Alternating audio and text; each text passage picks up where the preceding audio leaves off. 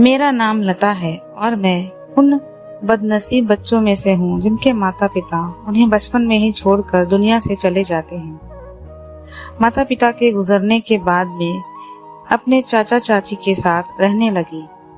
चाची मुझे बिल्कुल भी पसंद नहीं करती थी, लेकिन चाचा मेरा बहुत ख्याल रखते थे और इसी बात पर चाचा चाची दोनों में आए दिन झगड़ा होता रहता।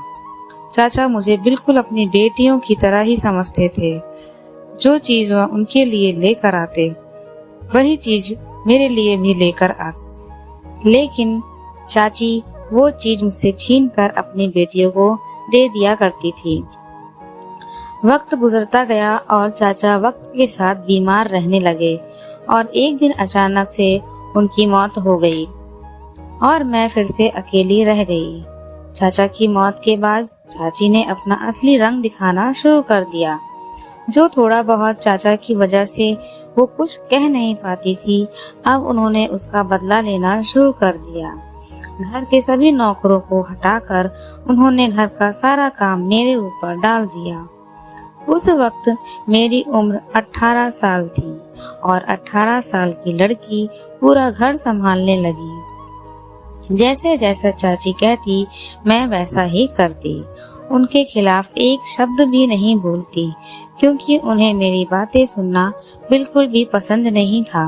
वो बस यही चाहती थी कि मैं हमेशा अपना मुंह बंद रखूं और चुपचाप घर का हर काम करती रहूं और घर के बाहर किसी से भी इसके बारे में ना कहूं। इसलिए वो मुझे कभी भी घर से बाहर नहीं जाने देती थी। चाचा का एक बेटा था, उसका नाम शनि था। शनि 20 साल का था और न जाने उसका दिल मुझ पर कब आ गया, पता ही नहीं चला। वह मन ही मन मुझे पसंद करने लगा और चाची को यह बात बिल्कुल भी बर्दाश्त नहीं होती थी कि जिस लड़की से वो बचपन से नफरत करती आ रही थी वही उनके घर की बहू बन जाए। अपने बेटे की शादी के लिए चाची के बहुत अरमान थे। वो अपने बेटे के लिए एक पढ़ी लिखी, खूबसूरत और एक अमीर खानदान की लड़की लाना चाहती थी और मैं तो गरीब लड़की थी जिसके माता पिता बचपन में ही गुजर गए थे और उन्हें मुझसे शादी करने पर दहेज में कुछ भी नहीं मिलता। वह यह बात बहुत अच्छी तरह से जानती थी। हाँ, लेकिन मैं बहुत खूबसूरत थी, इतनी खूबसूरत कि खुद को शीशे में देखती तो हैरान हुई, क्या सच में ये मैं ही हूँ? ये आंखें, ये होठ, ये काले घने बाल, क्या सच में मैं इतनी खूबसूरत हूँ? और एक यही खूबी मेरे अंदर थी जिसकी वजह से कोई भी मुझसे शादी करने के लिए तैयार हो जाता। चाचा का बेटा सनी मेरा दीवाना बन गया था। उसने अपने दिल की बात चाची को भी बता दी और कहा कि अगर वह शादी करेगा तो सिर्फ मुझसे, वरना वो अपनी जान दे देगा। मैं हर वक्त डरी डरी रहती कि कहीं सनी को कुछ हो गया तो चाची सारा इल्जाम मुझ पर लगा देंगी और मैं तो बिन माँ बाप की बच्ची थी तो मेरा क्या होगा। मैं हर समय भगवान से प्रार्थना करती कि जल्दी से मेरी शादी हो जाए और मैं इस नर्क से निकलूं, क्योंकि मैं किसी भी कीमत पर सनी से शादी नहीं करना चाहती थी। मैं इस घर से बहुत दूर चली जाना चाहती थी। पहले तो चाची ने इस रिश्ते के लिए मना कर दिया, लेकिन जब सनी अपनी जिद पर अड़ा रहा तब चाची ने इस रिश्ते के लिए हाँ कर दी और उसे एक शर्त रखी कि वह अपनी पढ़ाई पूरी करेगा और उसकी पढ़ाई पूरी करने के लिए उसे उन्होंने विदेश भेज दिया। धीरे धीरे वक्त गुजरता गया और 2 साल पूरे हो गए। कुछ ही महीनों के बाद जब सनी पढ़ाई पूरी करके घर वापस आने ही वाला था कि उससे पहले ही मेरे लिए एक रिश्ता आ गया। चाची ने रिश्ते के लिए फौरन हाँ कर दी और आने वाले अगले 2 दिनों में मेरी शादी तय हो गई। दिल ही दिल में मैं सपनों की दुनिया सजाए बैठी थी। बहुत खुश थी मैं कि इस नरक से चली जाऊंगी हमेशा हमेशा के लिए। शादी का दिन आ गया। मेरे ससुराल वालों ने दहेज लेने से भी मना कर दिया और मेरे लिए एक से एक कीमती कपड़े और जेवरात लेकर आए थे। मोहल्ले की सभी औरतें बातें बना रही थीं कि देखो तो इस अनाथ का कितना अच्छा नसीब है। सारा सामान देखकर मैं भी बहुत खुश हुई कि मुझे इतना अच्छा ससुराल मिला है। शादी पूरे रीति रिवाजों के साथ संपन्न हुई और विदा होकर मैं अपने ससुराल पहुंची। इतना बड़ा घर मैंने आज से पहले कभी नहीं देखा था। मेरा कमरा फूलों से सजाया गया, लेकिन शादी की पहली रात ही मेरी सारी खुशी मेरे गम में बदल गई जब मुझे अपने पति के बारे में ऐसा राज पता चला जिसे सुनकर मेरे सर पर आसमान गिर पड़ा। मैं दुल्हन बनी घूंघट लिए फूलों की सेज पर अपने दूल्हे यानी नीरज का इंतजार कर रही थी। थोड़ी देर में नीरज कमरे में आए। मेरा चेहरा घूंघट में था और वो मेरे करीब आकर बैठ गए। लेकिन पता नहीं क्यों मुझे अचानक बहुत घबराहट होने लगी, जैसे कुछ बुरा होने वाला हो। तभी उन्होंने मुझसे सवाल किया कि मैं देखने में कैसी हूँ। यह सुनकर मुझे हैरत हुई और मैंने उनसे कहा कि आप खुद ही घूंघट उठाकर देख लीजिए कि मैं कैसी दिखती हूँ। मेरी इस बात पर वो बहुत जोर से हंसने लगे। मुझे उनके इस तरह से जोर से हंसने पर बहुत अजीब लगा। मैं सोचने लगी वो हंस क्यों रहे थे और क्यों मेरा घूंघट उठाकर नहीं देख रहे थे। मैंने खुद ही अपना घूंघट उठाकर उन्हें देखा तो वो सामने देख रहे थे, मेरी तरफ देख भी नहीं रहे थे। तो मेरा दिल डूब गया। मैंने उनसे कहा कि आप मुझसे नाराज हैं क्या? आप इस शादी से खुश नहीं हैं जो मुझे देख नहीं रहे? तो यह सुनकर वो फिर से हंसने लग गए। मुझे उनका यह रवैया बहुत अजीब लगा। मुझे तो यह समझ ही नहीं आ रहा था कि वो ऐसा क्यों कर रहे हैं। हालांकि मुझे ऐसा महसूस हो रहा था कि वो इस शादी से बिल्कुल भी खुश नहीं हैं। शायद ऐसा हो सकता है कि वो किसी और को पसंद करते हैं और घर वालों की जबरदस्ती से उन्होंने मुझसे शादी कर ली, इसीलिए वह बार बार हंस रहे हैं। मैंने उनसे सवाल किया कि क्या आप किसी और को पसंद करते थे? तो वो फिर से हंसने लगे। अब तो मेरा दिमाग खराब होने लगा कि ये क्या तरीका है भाई। आखिर कौन अपनी दुल्हन से बात करने की जगह हंसता है। अगर मैं उन्हें पसंद नहीं थी तो पहले ही बोल देते, लेकिन अब हमारी सुहाग रात पर ये हरकत यह तो कोई भी गवारा नहीं कर सकता। मेरा दिल तो जैसे किसी गहरे कुएं में गिर गया था। मेरी पूरी कोशिश ये थी कि वह एक बार मेरा चेहरा देख लें तो यकीन है कि उस लड़की को भूल जाएंगे जिससे कि वह मोहब्बत करते थे, या फिर कोई भी बात थी तो मेरा चेहरा देखने के बाद वो सब भूल जाएंगे, क्योंकि मैं थी ही इतनी खूबसूरत। मगर वो सामने ड्रेसिंग टेबल की तरफ देख रहे थे। मेरी तरफ नजर उठाकर देखना तो उन्होंने गवारा तक नहीं किया। मैं तो यही सोचकर आई थी कि अपने पति और अपने ससुराल की इतनी सेवा करूंगी कि मुझे वापस अपनी चाची के पास जाना ही ना पड़े। तभी वो बोले कि क्या तुम्हें यह किसी ने नहीं बताया कि मैं देख नहीं सकता? यह सुनकर मुझे लगा कि शायद वो मजाक कर रहे हैं। मैं हैरत से उनको देखने लगी। फिर मैंने कहा, नीरज, यह मजाक का वक्त नहीं है। मुझे इस तरह का मजाक बिल्कुल भी पसंद नहीं और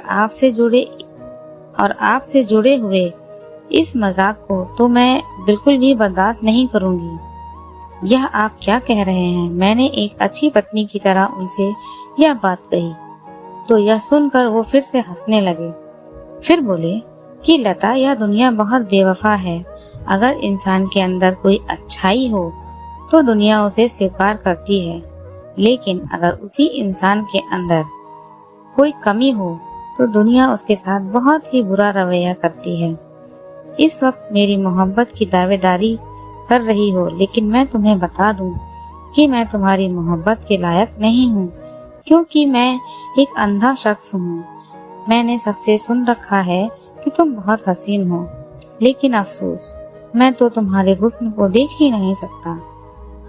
नीरज बोलते जा रहे थे, लेकिन मुझे अभी भी महसूस हो रहा था कि शायद वो मजाक कर रहे हैं और मुझे उनके इस तरह मजाक करने पर बहुत गुस्सा आ रहा था। लेकिन थोड़ी ही देर में मुझे एहसास हो गया कि यह मजाक नहीं था, एक बहुत ही खतरनाक हकीकत थी और मैं अपनी आंखों से अपने पति को देख रही थी। मेरे सपनों का महल एक ही मिनट में जमीन पर आकर धड़ाम से गिर गया। मैं क्या सोचकर यहाँ आई थी और जिस इंसान के भरोसे आई थी वो इंसान तो खुद ऐसा है कि उसे किसी और का सहारा चाहिए। वह मुझे सहारा कैसे देगा? मेरे साथ धोखा हुआ था, बहुत बड़ा धोखा, और यह धोखा मेरी चाची और मेरे ससुराल वालों ने मिलकर मेरे साथ किया था। मेरा ये सोच कर गुस्से से बुरा हाल हो गया। मैं एकदम से खड़ी हो गई और कहने लगी कि आप लोगों को शर्म नहीं आई? एक गरीब बिन माँ बाप की बच्ची के साथ इतना बड़ा धोखा करते हुए। मैंने उनसे कहा तो नीरज कहने लगे कि हमने तुम्हारी चाची को सब कुछ बता दिया था कि मैं देख नहीं सकता और उन्होंने तुम्हें नहीं बताया, तो इसमें हमारा क्या कसूर? तुम्हारे साथ धोखा हमने नहीं बल्कि तुम्हारी खुद की सगी चाची ने किया है। उन्होंने हमसे यह कहा था कि उन्होंने तुम्हें सब बता दिया है और तुम इस बात पर राजी हो। नीरज ने कहा तो मुझे गुस्सा आ गया। मैंने कहा मैं राजी हूँ? क्या मैं राजी हो सकती हूँ एक ऐसे इंसान से शादी करने को जो देख नहीं सकता है? भगवान, मैं कहाँ जाऊँ? मैं तो अपनी तमाम कश्तियाँ जलाकर यहाँ आई थी और अब मेरे पास वापस जाने का कोई रास्ता नहीं बचा। मैं तो यहाँ यह सोचकर आई थी कि अब अपनी चाची के घर कभी दोबारा पलटकर नहीं जाऊंगी। और यह कहकर मैं जोर जोर से रोने लगी। नीरज चुपचाप अपने बिस्तर पर जाकर सो गए। इसके बाद उन्होंने मुझसे कोई भी बात नहीं की और जल्द ही नींद की देवी मेहरबान हुई और वह सोते चले गए और मैं हैरान और परेशान जागती रही। रात के ना जाने कौन से पहर मेरी आंख लग गई कि मुझे पता ही नहीं चला। मेरी आंख खुली तो नीरज सो रहे थे। मेरे जागने की आवाज पर वो भी जाग गए। उन्होंने सहारा तलाश किया, लेकिन मैं इतने गुस्से में थी कि मैंने उन्हें सहारा देना भी जरूरी नहीं समझा कि मुझसे पहले भी तो अपना काम खुद ही करते होंगे। यह कमरा उनका था। अंदाजे के मुताबिक वॉशरूम चले गए, फिर थोड़ी देर बाद बाहर निकले। मैंने उनसे कोई बात नहीं की। उन्होंने मुझे पुकारा कि लता, क्या तुम यहाँ हो? मैं कमरे में ही थी, लेकिन मैं खामोश थी। मैंने उनकी बात का कोई जवाब नहीं दिया। मेरा दिल इतना खराब हो चुका था जिसकी कोई हद नहीं थी। मैं 20 साल की खूबसूरत जवान लड़की थी और उस पर जुल्म यह हुआ कि मेरा पति अंधा निकला, जो मेरी खूबसूरती को ना तो देख सकता था और न ही मेरी खूबसूरती की तारीफ कर सकता था। अपनी जवानी बेकार होने का दर्द सिर्फ मैं ही जान सकती थी। मुझे तकलीफ हो रही थी और मेरी तकलीफ कोई दूसरा जान ही नहीं सकता था। दिन ऐसे ही गुजरते गए।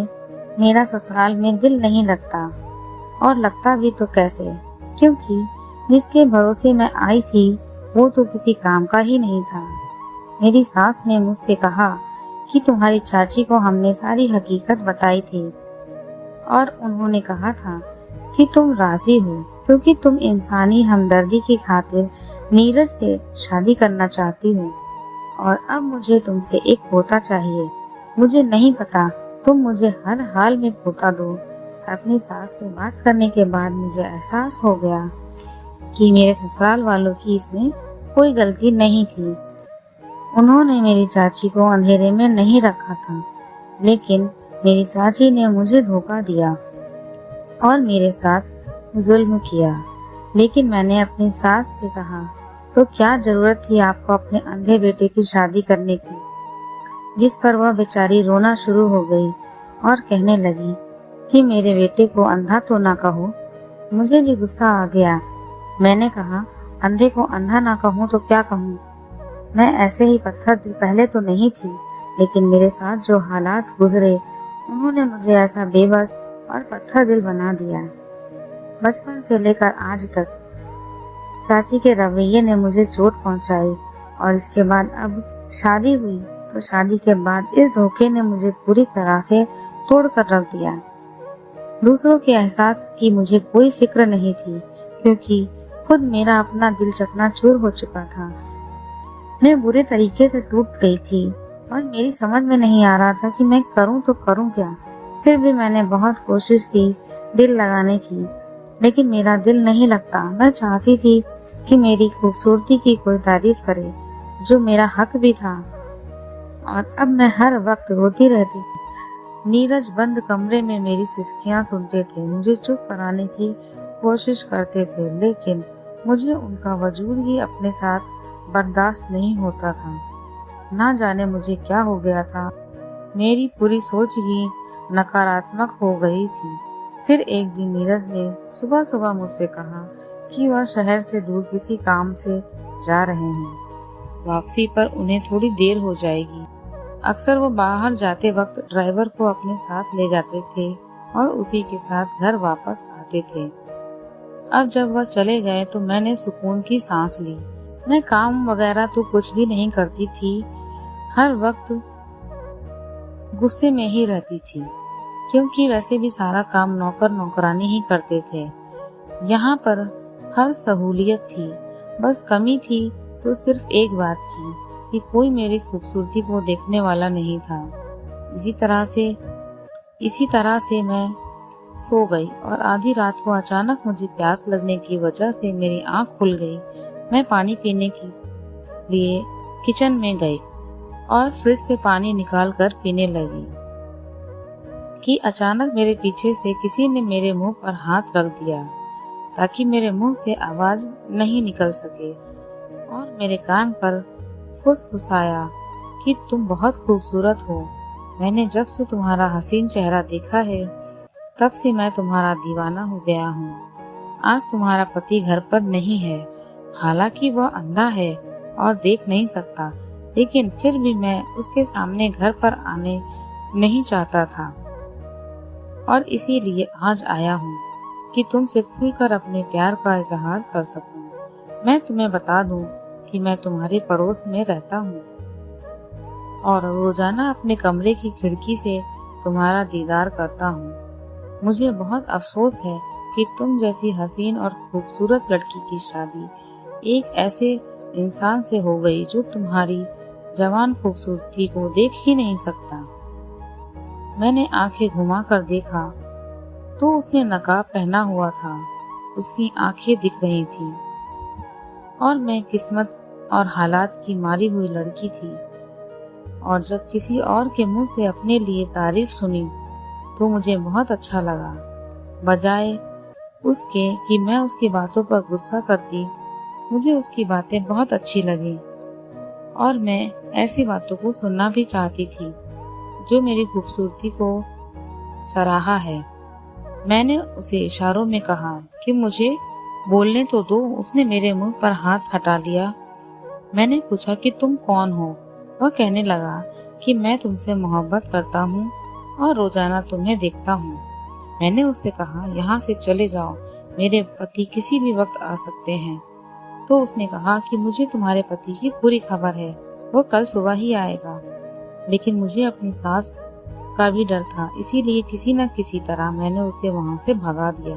लेकिन अब जब भी नीरज काम से कहीं बाहर जाते तो वह नकाबपोश घर पर आ जाता। ना जाने उसने कौन सा रास्ता बना लिया था। पहले वो किचन में आ जाता था और अब मेरे कमरे की खिड़की फलांकर मेरे कमरे में ही आ जाता था और हम दोनों सारी सारी रात बातें करते रहते थे। मेरी खूबसूरती की तारीफ करता और मैं सुनती रहती और मुझे बहुत अच्छा लगता, लेकिन वो हमेशा नकाब लगाए रखता था। मैंने उससे कई बार कहा कि नकाब हटाकर मुझे अपना चेहरा तो दिखाओ, लेकिन उसने कहा कि वक्त आने पर दिखाऊंगा। उसकी आंखें बहुत खूबसूरत थीं। आंखों को देखकर लगता था कि वह खुद भी एक हैंडसम लड़का होगा, और उसकी आंखों से ज्यादा तो उसकी बातें बहुत ही खूबसूरत थी। यहाँ तक कि मुझे उसकी मोहब्बत भरी बातों की आदत हो गई थी। वो सारा दिन फोन करके मुझसे मोहब्बत भरी बातें करता था। मेरी जिंदगी में जिस चीज की कमी थी वह मुझे मिल रही थी, लेकिन एक अनजान शख्स से जो कि मेरा अपना था ही नहीं। और जो मेरा अपना था वो मेरी तारीफ करने से मजबूर था। काफी वक्त तक यही सिलसिला यूं ही चलता रहा। वो नीरज की गैर मौजूदगी में घर पर आता था और हम दोनों बैठकर घंटों घंटों बातें करते थे, लेकिन कभी भी उसने कोई गलत हरकत नहीं की। मेरी अकल पर पर्दा पड़ गया था। मुझे यह डर भी नहीं लगता था कि कोई अनजान आदमी मेरे कमरे तक आ जाता है। किसी दिन वो कुछ मेरे साथ गलत ही ना कर बैठे। आखिर किसी अनजान आदमी पर इस कदर भरोसा करना कितनी गलत बात है। मेरा पति तो सिर्फ आंखों से अंधा था, लेकिन मेरी आत्मा से लेकर दिल दोनों अंधे हो गए थे।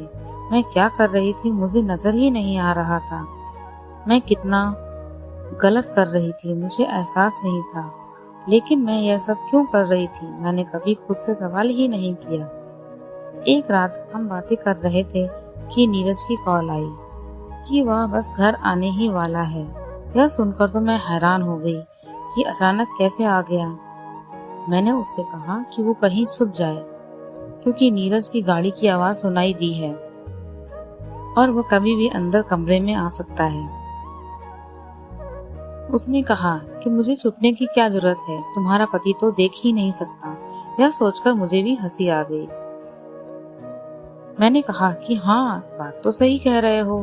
फिर उसने कहा कि छोड़ो, मैं जा ही रहा हूँ, और वो चला गया। कुछ देर बाद नीरज अंदर आ गए। मैंने कोई बात नहीं की। उन्होंने आकर लाइट बंद की। उसके बाद मैं अपने बिस्तर पर लेट गई और आंखें बंद कर ली और सोने की कोशिश करने लगी। लेकिन मुझे कुछ देर बाद एहसास हुआ कि नीरज सोए नहीं हैं बल्कि बैठे हुए हैं। फिर अचानक से वह बोल पड़े, लता, तुम्हें मालूम है कि मेरे पिताजी भी अंधे थे और मेरी माँ बेहद हसीन थी। खानदान वालों के दबाव में आकर मेरी माँ ने मेरे पिताजी से शादी कर ली, लेकिन उनके अंदर एक वीरानी हमेशा से ही थी। और रहे क्यों ना, अपनी जिंदगी एक अंधे इंसान के साथ गुजारनी पड़ रही थी। मैं पैदा हुआ तो मेरी माँ ने अपना दिल मुझ में लगा लिया, लेकिन फिर भी उनका दिल मुझसे भी उठ गया और फिर उन्होंने अपना दिल कहीं और लगा लिया। जब पिताजी घर पर नहीं होते थे तब एक अनजान आदमी मेरे घर पर आता था और मेरी माँ उससे बातें करती रहती थी और मैं सारी बातें सुनता रहता था, मगर मैंने कभी कुछ नहीं कहा। जैसे ही नीरज ने यह बात बताई मेरी तो जान ही निकल गई। मुझे लगा कि यह तो मेरी ही कहानी है जो मुझे सुनाई जा रही थी, यानी कि मेरी सास के साथ भी यही जुल्म हुआ था और मेरी सास ने मेरे साथ भी वही जुल्म दोहराया। न जाने क्यों मुझे एहसास हुआ कि मेरी सास ने अपनी नाकामी का बदला मुझसे ले लिया। नीरज ने फिर से बोलना शुरू किया तो मैं उसकी बातें सुनने लगी। वो कहने लगे कि मुझे किसी किस्म का डर नहीं था। मेरा बचपन पूरी तरह से बर्बाद हो गया था, यहाँ तक कि मेरा लड़कपन और फिर मेरी जवानी आ गई, लेकिन वह आदमी न जाने कहाँ चला गया था। फिर मैं और मेरी माँ थे और बस मेरी माँ ने दूसरा बच्चा पैदा करने की तकलीफ भी नहीं उठाई और इसी बीच मेरे पिताजी इस दुनिया से चले गए। सारी जिंदगी मेरे पिताजी को यह पता ही नहीं चल सका कि उनके पीछे घर में कोई और आता था और उनकी पत्नी से बातें करता था। फिर मेरी माँ इतने निडर बन गई थी कि उन्हें मेरे पिताजी के होने या ना होने से कोई फर्क ही नहीं पड़ता था। वह आदमी मेरे पिताजी के सामने भी घर पर आता। अब क्योंकि पिताजी अंधे थे तो वो देख नहीं सकते थे, इसलिए मेरी माँ फौरन उसे दूसरे कमरे में ले जाती और उनकी बातों की आवाज में मैं दूर बैठा सुनता रहता। उस दौरान मुझे यह भी पता चल गया था कि वह मेरी माँ का कोई दूर का कजन था जो उनसे बेहद प्यार करता था और मुझे अपने पिताजी के लिए दुख होता था। मैंने उन्हें कुछ नहीं बताया। तुम जानती हो, मैं पैदाइशी अंधा नहीं था।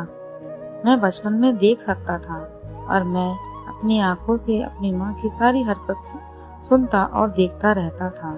आहिस्ता आहिस्ता मेरी आंखों की रोशनी जाती रही, क्योंकि अंधापन मेरे बाप की विरासत थी।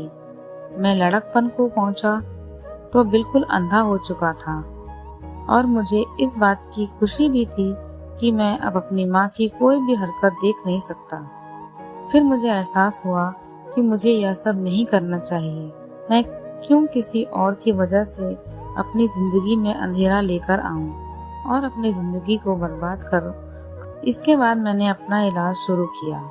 और लता, शादी की रात जब पहली बार मैंने तुम्हें देखा तो मैं तुम्हारे हुस्न को देखकर हैरान हो गया। यह कहते कहते नीरज खामोश हो गया और उसकी यह बात मेरे दिमाग पर धमाके की तरह असर कर गई कि वो तो अंधे थे, उन्होंने आखिर मुझे देखा कैसे। मैं एक झटके में उठकर बैठी और अंधेरे में उनके साए को देखती रही। आपने मुझे देख लिया? आप तो मुझे देख ही नहीं सकते थे क्योंकि आप तो अंधे थे ना। क्योंकि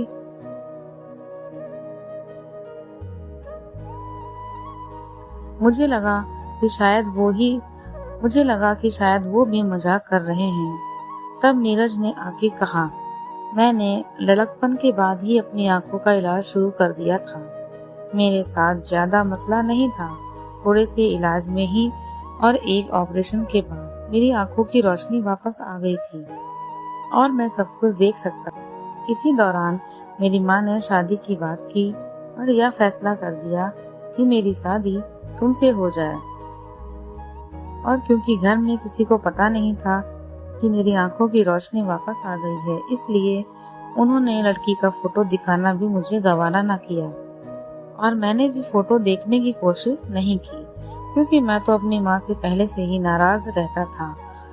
जब हमारी शादी हुई तो मैं देख सकता था और मैंने तुम्हें देखा था, लेकिन मैं यह देखना चाहता था कि तुम किस तरह की पत्नी साबित होती हो। मेरे अंधेपन का सुनकर मेरा साथ देती हो या फिर मेरे पीठ पीछे मुझसे बेवफाई करती हो। लेकिन तुम्हारा रवैया देखकर बहुत अफसोस हुआ और मैंने तुम्हें छोड़ने का फैसला कर लिया। तुम्हारे सामने अंधेपन का ड्रामा मैंने सिर्फ 1 महीने किया और 1 ही महीने में तुमने मुझे छोड़कर अपना एक आशिक बना लिया। नीरज की बात सुनकर तो जैसे मेरे सर पर आसमान गिर गया। मेरे पैरों के नीचे से जमीन निकल गई। लता, वो नकाबपोश कोई और नहीं, मैं ही था। उनकी बात सुनकर तो मुझ पर बेहोशी आने लगी कि मेरे साथ क्या हो रहा था। मुझे समझ नहीं आ रहा था कि मैं अपनी किस्मत पर कैसे मातम करूं। मुझे समझ नहीं आ रहा था आपने ये सब क्यों किया मेरे साथ। मैंने हिम्मत करके नीरज से सवाल किया। नीरज ने उठकर कमरे की लाइट ऑन कर दी और वह नकाब दराज से निकाला और अपने चेहरे पर लगा लिया। तो मैंने देखा कि यह वही आदमी है जो मुझसे मिलने रोज आता था। मैं अपने पति की नफरत से इतनी ज्यादा आगे बढ़ गई थी कि मैंने कभी उसकी तरफ गौर ही नहीं किया, यहाँ तक कि मैं उनकी आंखें भी पहचान नहीं सकी। तभी नीरज कहने लगे कि लता, अगर मैं शादी के बाद किसी हादसे में अंधा हो जाता, क्या तुम तब भी किसी और से कांटेक्ट कर लेती? नीरज के इस सवाल ने मुझे शर्मिंदा कर दिया। मेरे पास बोलने के लिए कुछ भी नहीं था। मुझे तो बस ऐसा लग रहा था कि बस जमीन फट जाए और मैं उसमें समा जाऊं। मुझे उस नकाबपोश से प्यार हो गया था और फिर वो मेरा पति ही था। और अब मैं आखिर जाऊं तो जाऊं कहां? मेरी समझ में कुछ भी नहीं आ रहा था। तभी नीरज ने कहा, लता, मैं तुमसे नाराज नहीं हूँ। मैं दरअसल हालात का मारा हुआ इंसान था जिसने अपनी माँ की बेवफाई देखी थी और मैं उसकी सजा एक मासूम लड़की को देना चाह रहा था। उसे आजमा कर देखना चाह रहा था। लेकिन आज मुझे एहसास हो रहा है कि मैं कितना गलत किया। मैं तुम्हें माफ करता हूँ क्योंकि मैं तुम्हारे किरदार को जान गया हूँ कि तुमने एक अजनबी से सिर्फ बातें की। अगर तुम चाहती तो तन्हाई में बहुत कुछ कर सकती थी, लेकिन फिर भी तुमने अपनी हदों का ध्यान रखा और मुझे एहसास हो गया कि तुम्हें सिर्फ मोहब्बत भरी बातों की ही जरूरत थी, जो कि मैं तुम्हें किसी वजह से नहीं दे सका। तुम्हारे अंदर कोई भी बुराई नहीं थी, बल्कि तुम्हारे अंदर एक अच्छा इंसान था। लता, मैं तुम्हें क्या माफ करूंगा, बल्कि मैं तो इस काबिल ही नहीं कि तुम मुझे माफ करो। मेरे अंदर हिम्मत नहीं कि मैं तुमसे माफी मांग सकूं, क्योंकि गलत मैंने किया तुम्हारे साथ, तुमने मेरे साथ नहीं किया। मैंने तुम्हें बेवजह झमेले में डाला और तुम्हारा इम्तिहान लिया, जिसके तुम कतई हकदार नहीं थी। नीरज ने कहा तो मैं रोते हुए उनके गले से लिपट गई और मैंने उनसे कहा कि मैंने आपको माफ कर दिया और वो भी मुझे माफ कर दें। दोस्तों, उम्मीद करती हूँ आपको हमारी कहानी पसंद आई होगी। कहानी पसंद आई है तो वीडियो को लाइक करें, चैनल पर नए हैं तो चैनल को सब्सक्राइब करें और हाँ, नोटिफिकेशन बेल को जरूर दबाएं ताकि अगली अपडेट सबसे पहले आपको मिले। Thank you.